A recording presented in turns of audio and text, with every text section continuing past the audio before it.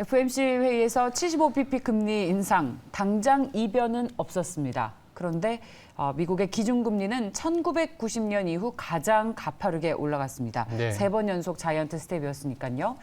자, 관련 소식을 가장 빠르게 그리고 정확하게 분석해 주실 분을 저희가 이 자리에 모셨습니다. SK증권 지식서비스 부문의 최석원 부문장 함께하겠습니다. 어서 오십시오. 네, 안녕하세요. 안녕하십니까.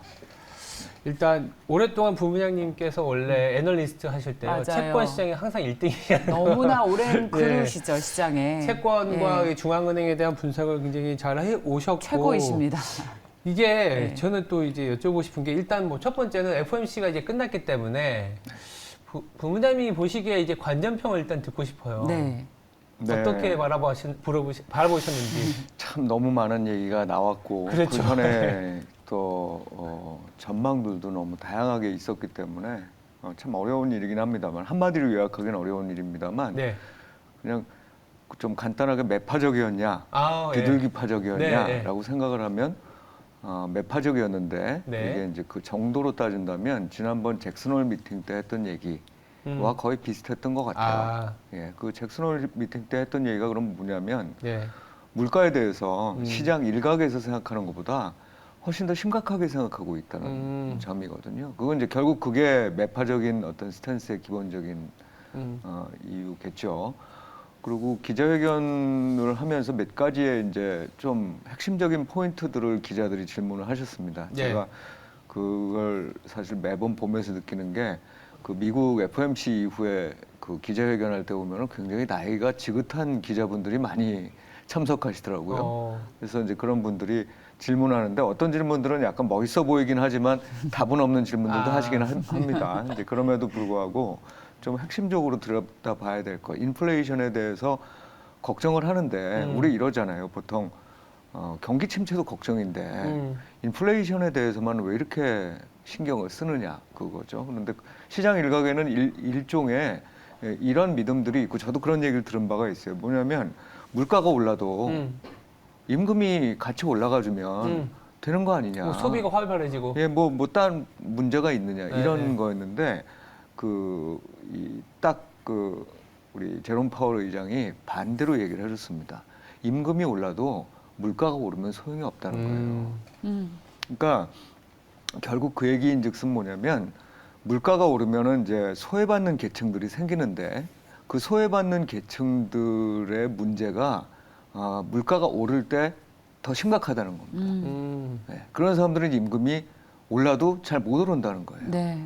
그러니까 결국은 이게 단순히 뭐 우리 매크로만 이렇게 넓게 보고 하시는 분들은 막 미국에서 뭐 긴축을 정말 세게 해가지고 그럴 이유가 뭐가 있겠어? 뭐 좀 나빠지면은 뭐 다시 이징하지. 근데 그거는 지난 한 30년간에 걸쳐서 우리가 그런 모습을 봐왔기 때문인데 그거의 핵심 물가가 낮았기 때문에 결국. 근데 물가가 높아지게 되면 나타날 수 있는 여러 가지 폐해가 결국은 상당히 또 계층별로 나눠서 나타날 수 있기 때문에 제가 보기에는 확실하게 인플레이션이 뭐가 문제다는 걸 얘기해 준 게 좀 있었다고 보고요. 또 하나의 이제 질문은 뭐냐면 오버킬 할 수 있는 거 아니냐. 오버킬이라는 표현이 이제 영어니까 좀 과잉 반응할 수 있는 거 아니냐라는 얘기인데 그 누가 알겠습니까, 사실은. 그러니까 연준은 그렇지 않다고 생각하고 접근하고 있는 거죠. 그렇죠. 그 점에 대해서도 분명하게 얘기를 해줬어요. 그러니까 기자의 질문은 뭐였냐면 이게 뭐 이미 지난 데이터를 우리는 보고 있는 거고 앞으로 나올 데이터들이 어떻게 될지는 모르는데 혹시나 이 연준이 오버킬하는 거고 그렇게 오버킬하는 게 밝혀졌을 경우는 어떻게 하겠느냐 그 얘기를 딱 듣고서 하는 얘기는 뭐였냐면 이런 거 저런 거 다 고려해서 한다는 거예요 결국은. 네, 그런 부분까지 고려해서 한다는 거예요. 그러니까 핵심적으로 이 연준이라는 곳도 과거 데이터만 그냥 의존해서 하는 게 아니라 과거 데이터로부터 나온 어떤 미래에 대한 추론을 통해서 전망을 하고 전략을 세운다 이런 측면을 좀 분명하게 해준 거고 그건 이제 시장에 대한 얘기에서도 마찬가지로 적용된다고 봅니다. 그러니까 시장도 자꾸 이제 비슷한 얘기들을 하고 시장이 이제 먼저 가죠 항상. 그렇죠. 먼저 가는데 예. 그 시장이 먼저 가는 부분에 대해서까지도 고려를 한다고 얘기를 했어요. 이 파월 의장은. 그러니까 결국은 저는 어떤 식으로 해석이 되냐면 시장에서 이제 이거 다 끝났다. 연준의 긴축이라는 건 이제 거의 정점을 지나가고 물가도 정점을 지나갔으니 이제부터는 오케이, 별로 무서워할 거 없다라고 생각하는 것 자체에 대해서도 본인들은 생각한다는 거예요. 그러니까 이제 결국은 그것과 인플레이션 익스펙테이션이 크게 차이가 나지 않는다. 뭐 이런 얘기가 되겠죠. 그래서 전반적으로 보면 굉장히 매파적인 어떤 그 입장을 잭슨홀 미팅 이후에 이렇게 연장을 해준 거고요. 점도표로 보면 네. 딱 그 한 100bp 정도 기존의 예상보다 올렸습니다. 그렇죠. 예, 그러니까 올해는 올해 말까지 뭐 3.4% 예상했다가 지금은 4.4로 갔어요. 불과 2달 만의 일입니다. 그리고 내년에 대해서는 3.8인가에서 4.4까지 4.66 뭐 이 정도까지 갔으니까 4.6이죠. 80bp 정도 갔지만 불확실성을 감안하면 대략 100bp 정도는 더 올려야 될 거라고 생각을 하고 있는 거고. 근데 좋은 점은 뭐냐면 이거를 뒤집어서 생각을 해보면 미국 경제가 상당히 그 레질리언스라고 하는 그 회복 탄력성이라는 게 있다고 또 믿기도 하는 거예요. 그렇기 때문에 그래서 자신감 있게 금리를 그렇죠. 올리는군요. 이런 딱 그 점도표라든지 전망치를 보면 그렇잖아요. 침체는 일단 전망하고 있지 않아요. 그렇죠. 우리가 4%대 중반까지 금리 올릴 거라고 하면서도 예. 그것 때문에 침체가 나타날 거라고 보지 않습니다. 그만큼 지금 경제는 괜찮다고 보는 거고 단지 경제가 괜찮기 때문에 인플레이션 압력은 지속되는 거고 인플레이션에 대해서 더 초점을 맞추는 거고 그래서 전반적인 구도가 우리는 금리 많이 올릴 거야. 그 다음에 성장률도 천천히 떨어질 거야. 근데 물가는 떨어질 거로 보긴 하는데 아직 불확실성들이 좀 남아있고 내가 확실히 떨어지고 있다는 증거를 못 봤어.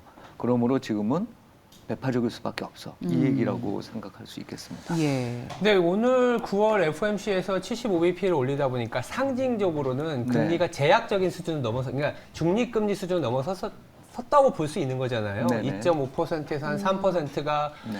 뭐 내추럴 레이트라고 보고 있는 상황이면 제약적인 수준을 넘어서서 우리가 그동안에도 긴축이긴 했는데 좀 말이 좀 이상할 수 있지만 실질적인 긴축 상태로 넘어갈 수 있다고도 보고 있고 네. 그러다 보니까 아까 연준에서도 우리가 오버킬이 아닌 게 이제까지의 지표가 아니라 앞으로의 지표도 본다라고 했을 때 두 가지가 첫 번째는 주택 시장이 최근에 많이 침체가 되고 있고 주택 시장으로 인해서 이 가격이 하락하면 렌트비 쪽이 좀 완화될 수 있다라는 거.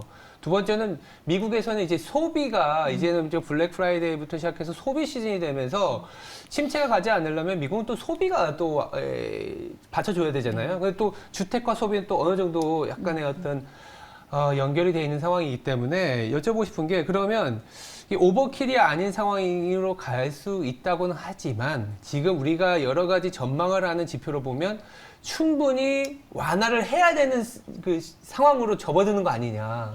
소비가 예상보다 안 좋아질 가능성 그리고 실질적인 제약 수준 넘어간 이 영향은 지금 올렸다고 바로 소비가 침체되는 게 아니라 시차를 두고 네, 맞습니다. 그래서 그 아마 기자분도 이 정도 올렸으면 좀 이게 봐야지라는 생각도 있었던 것 같아요. 그럼 어떻게 그렇죠. 바라봐야 될 거예요? 미국 경기 어떤 소비 맞는 수준까지. 말씀이세요. 예. 그거에 대한 이제 어떤 그 균형점을 어디서 찾느냐의 문제인데 분명히 제가 제롬 파월 의장으로부터 받은 거는 이 모든 일들이 결국은 익스펙티드 인플레이션을 미리 죽여야 된다고 생각하는 기대 것 같아요. 인플레이션을. 예.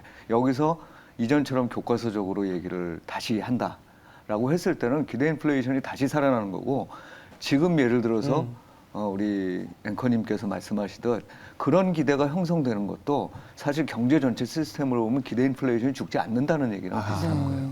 그러니까 말하자면 이 죽을 것 같은데 죽을 것 같으니까 완화할 거야라고 생각하는 것 자체가 어찌 보면 기대 인플레이션을 계속 유지시키는 그런 현상이라고 볼 수 있습니다. 그래서 제가 보기에 그런 걸 피해야 된다고 생각을 하고 단지 그 한 가지는 있어요. 우리는 이제 시장에서 이번 연말에 또 그렇고 소비가 갑자기 굉장히 냉각되는 이런 식의 생각들을 갖고 있고 주택 시장이 냉각되는 시장 생각도 갖고 있는데 일단 주택 시장과 관련해서는 아마도 그렇기 때문이겠지만 사실은 이번에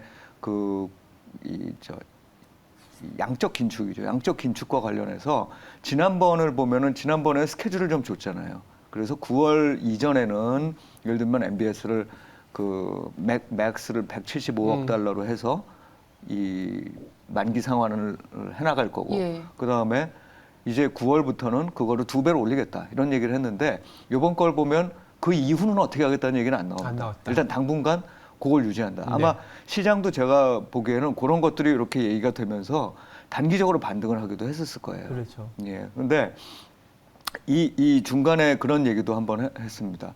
그러니까 사실은 그런 주택 시장과 관련된 지연된 효과 모르는 바가 아니고, 근데 그런 거를 내가 지금 이 정책을 하는데 반영하고 있지 않다는 거거든요. 그건 해석에 따라서 이렇게 볼 수도 있고 저렇게 볼 수도 있지만 제가 느낀 뉘앙스는 뭐였냐면 네. 그렇게 해서 그것 때문에 물가가 올라가는 부분에 대해서는 예. 내가 정책하는데 신경 안 쓰, 이걸 반영시켜서 하지는 않는다 지금. 예. 그러니까 보고 있다는 얘기인 거죠 지금. 그 얘기인 거고 소비와 관련해서 하나 얘기한 거는 네. 세이빙이 좋다는 거예요. 그러니까 계층별로 다르긴 하지만 소득 계층별로 다르긴 하지만 그 전반적인 미국의 저축률은 높은 상태이기 때문에 저축이. 이게 계속적으로 소비를 뒷받침해 줄 수 있다고 자기들은 보고 있다는 거예요. 그러니까 결국은 우리가 지금 시장에서 생각하기에 이 정도 되면은 오버킬 돼서 막 팍팍 나빠질 거라는 생각을 안 갖고 있다는 게 지금 현재까지의 스탠스다. 그렇군요. 사실 그 이후의 상황 누구도 모르지만 그렇죠. 어쨌든 지금 현재 제롬 펄의 또는 연준 인사들의 생각은 그렇다라고 보면 될 것 같습니다. 기자의 질문도 인플레이션 그리고 실업률도 올라가고 이 정도면 경기 침체다. 소프트 랜딩을 그러면은 안 하겠다는 거냐라고 했을 때 그렇다. 소프트 랜딩 없을 수도 있다. 네네. 하드 랜딩 가능성도 염두에 둔다. 네. 그러면 저희가 앞서 질문을 했듯이 당분간은 소비가 위축될 수밖에 없고 그럼에도 불구하고 이렇게 계속 긴축을 가져가는 건 부문장님의 얘기를 듣다 보니까 하지만 미국에서는 경기에 대한 자신감, 소비가 계속 늘어날 것이라는 자신감이 있기 때문에 이렇게 아예 인플레이션 기대를 싹을 잘라버리고 금리를 계속 올릴 수 있는 거구나. 네, 그렇죠. 내년도 경제 성장 전망치를 보시면 예. 올해는 0.2%로 낮춰놨지만 내년에는 1.7이에요. 1.2든가요? 1.2, 1.7 이런 식으로 기본적으로 언더파죠. 그러니까 말하자면 1.8% 정도를 파라고 생각을 했는데 그거보단 낮지만 침체될 거라고 생각을 안 하는 거예요. 아니다. 경기 이 자신감. 양반들. 자기들이 그거를 그렇게 정책을 취하더라도 미국 경제가 침체로 갈 거라고 생각은 일단 안 하고 있다. 하지만 확률적으로 보면 당연히 금리를 높이고 확률이 예를 들면 침체 리스크가 있다는 거를 뭐 더 커진다는 거를 얘기를 안 할 수는 없을 테니까 그런 부분들에 대해서 분명 표현을 했지만 만약 속내가 그렇다면 우리가 올리고서 뭐 내년에 경제 전망치가 뭐 0%대로 떨어질 거다라고 예상을 했겠죠. 예. 그런 게 없었군요. 일단 지금 근데 이렇게 이제 매크로적인 이슈를 예. 쳐다보는 이유는 예. 미국의 금리 인상과 이 소비의 어떤 모멘텀으로 인해서 바로 우리나라의 그렇죠. 기업들의 실적이 어떻게 될지 예. 뭐 금리로 따져서 비용이 올라가는 부분도 있지만 미국에서의 소비가 그래도 굳건하다면 우리나라는 매출로 찍힐 수 있는 부분이기 때문에 네. 참 어려운 시즌에 접어든 것 같아요. 일단 10월이 조금씩 다가오면 삼성전자가 이제 가이던스 발표하면서 실적 그렇죠. 시작될 텐데 예. 결국 시장의 시선은 매크로 이슈에서 이제 마이크로 쪽으로 넘어갈 수밖에 없을 것 같거든요. 네. 간단하게 이 실적은 또 어떻게 될 것 같은지 여쭤볼 수 있을까요? 기본적으로 경기는 어쨌든 둔화하고 그렇죠. 파 이하로 간다는 거고 대신에 미국의 경제가 그렇게 크게 무너지지 않는다면 실적의 하향 전망치가 계속해서 굉장히 빠른 속도로 내려갈 것 같지는 않아요. 그게 네. 아마 하나의 뒷받침을 해줄 거라고 봅니다. 음. 예를 들면 우리가 그 증시를 전체적으로 봤을 때 이렇게 이루는 여러 가지 요소들 중에서 실적이라는 요소 측면에서 본다 그러면 이미 한 달 전에 비해서 3분기 실적 전망치가 한 10% 가까이 계속 맞아요. 지금 하락하고 있는 빠르게 하고 상태예요. 있죠. 네. 또 그걸 반영해서 우리 또 주가도 주가도 빠진 거잖아요. 네. 그런데 이제 문제가 하나 있죠. 뭐냐면 금리가 생각보다 더 오를 수 있는 환경이 돼버린 거죠. 그러니까 이미 금리가 많이 올라간 상태이긴 한데 아마 우리나라도 제가 보기엔 금리 인상의 폭을 좀 더 빨리 해야 될 필요성이 좀 생길 수도 있겠습니다. 한국은행도 예. 이제 그런 부분들이 반영이 되면 결국은 글로벌 유동성이라는 측면에서 증시를 이루는 게 실적뿐만 아니라 유동성도 있다고 믿고 우리가 밸류에이션을 그 구성하는 요소에 금리라는 것도 있다고 보면 그렇죠. 한쪽 편은 충분히 뭐 반영되고 있다 이렇게 봐도 되겠지만 실적적은 음. 그 이외의 부분에 대해서는 별로 편안하지 않다는 거예요. 그래서 지난번에도 저희 뭐 나와서 말씀을 나누면서 우리가 8월 달까지 진행됐던 게 랠리긴 하지만 이게 베어마켓 베어마켓 랠리다. 랠리, 네. 라고 얘기를 드렸을 때 전제 조건이 이게 뭐 물가라든지 또는 금리라든지 이런 데 변동이 없다면 뭐 더 갈 수 있지만 그런 데서 이제 변동이 나타나게 되면 이게 되돌려질 거라는 말씀을 드렸는데 딱 그런 현상이 지금 나타나고 있는 거다. 근데 이게 아마도 요 상황이 좀 지나고 나면 다시 또 그거에 대한 반발 매수가 나타나겠지만 제가 보기엔 아까도 말씀드렸듯이 그렇다는 것 자체가 인플레이션 기대가 꺾이지 않고 있다는 걸 또 연준 입장에서 보면 의미하기 때문에 계속 연준은 또 강하게 나갈 수밖에 없어서 계속 그런 어떤 박스권 하에서의 이 움직임을 보일 수밖에 없는 환경이 아니냐 싶어요. 저희 시청자분들께서 네. 어떤 고민을 지금 하고 계시냐면요. 결과를 네. 보고 또 한미 금리가 한 달 만에 역전됐잖아요. 네. 외국인이 더 팔고 오늘 우리 지수는 2,000포인트 이탈합니까? 오늘이요? 2,000포인트요? 오늘? 그러니까 이제 그 정도로 걱정이 커졌어요. 뉴스만 보면. 네네네. FOMC 금리 올렸죠. 미국 시장 갑자기 확 빠졌죠. 그리고 이제 뭐 하드 랜딩 한다고 하죠. 경기도 안 좋다 그러죠. 네. 투자자들이 그런 심리 개인 투자자들이 충분히 가질 수 있거든요. 네. 이런 우려에 대해서 저희 부문장께서 냉정한 시각으로 네. 일단 그렇지 네. 않을 거다라고 보고요. 아니다. 예, 그렇지 예. 않을 거다라고 보고 이미 외국인들이 주식시장에서는 많이 팔았어요. 우리나라. 많이 팔았죠. 많이 팔은 상태고 밸류에이션상으로 보면은 원화 약세에다가 주가 하락까지 포함돼 가지고 거의 40%에서 50% 정도 하락한 상태입니다. 이런 상태에서 과거에도 보면은 정말 어떤 우리나라 특유의 리스크가 발생하지 않으면 자금이 추가로 빠르게 이탈하진 않아요. 그렇죠. 그다음에 채권 금리의 역전과 관련해서 나타날 수 있는 부분은 결국 어떤 부분이냐면 이 금리 시장 쪽에서의 그러니까 채권이나 또는 차입 시장 쪽에서의 자금 흐름일 텐데 그런 흐름은 과거에도 금리가 100bp 정도 차이가 났을 때 별로 나타나지 않았습니다. 예, 그러니까 지금 초점을 맞추셔야 되는 건 그런 식의 위기 상황에 대한 그런 우려보다는 이게 경제는 어차피 좀 죽어야 인플레이션이 죽고 그렇죠. 같이 내려가고 그러다 보면 시장은 계속 힘이 없을 수밖에 없다. 이 정도로 인식하시고 예. 전에도 말씀드렸다시피 그러다 보니 자꾸 대응을 주식시장에 계속 계신 분들은 단기 대응하시고 좀 장기적으로 보신 분들은 지금은 좀 보수적으로 예. 방어적으로 생각을 하고 계셔라 이렇게 말씀을 드리는 거고 이제 분명히 올해 말 정도쯤 돼서 이 하락했을 때 장기 투자의 기회들이 좀 생길 때 그때를 조금씩 주식을 사는 이런 식으로 이 기간을 슬기롭게 보낼 수 있지 않을까 생각을 하고 있어요. 알겠습니다. 박스권이고 당분간 뭐 힘이 없을 가능성을 염두에 두자. 그 저희 최석원 부문장께서는 현존하는 애널리스트 중에서 가장 오래된 채권 시장의 그루이시고 네. 저희 앵커님의 스승이시기도 하잖아요. 네, 그렇죠. 사실은. 네, 맞습니다. 그렇습니다.